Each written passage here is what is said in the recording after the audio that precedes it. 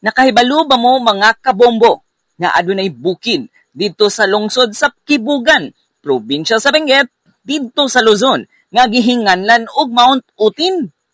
Sakto inyong nadungog mga kabombo nga adunay bukid dito sa Kibugan, Benguet nga ang pangalan kay Mount Utin.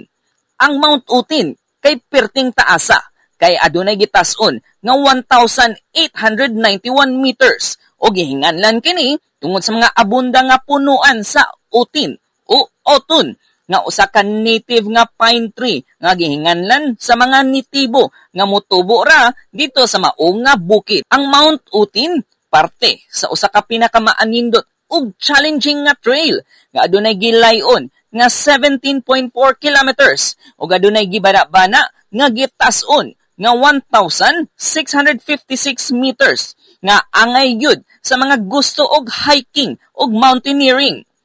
Pero sulit gihapon kay tungod sa mga maanindot nga view nga perfect kayo ni para sa mga nature lovers. Nitong miagi lang nag-viral ang Mount Utin kay tungod kay nakuha niini ang kiliti sa mga netizens labi na kadtong mga Bisaya kay tungod kay lahi kaayo ang kahulugan niini ngadto sa pinulungang Binisaya. Pero di kini tinuyuan kay kining mga punuan kung asa gihinganlan ang maong nga bukid. Naghatag og maanindot nga tan-awon sa maong nga bukid.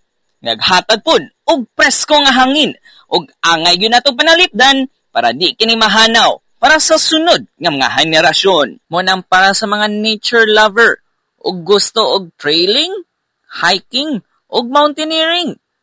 Suwayin ninyo og bisita dito sa Kibugan, Benguet ang Mount Utin. Di ka mo tuo ay tuo na lang gud.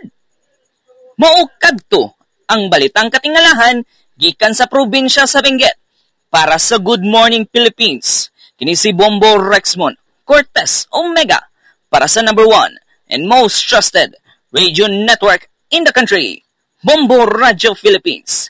Basta radyo, Bombo!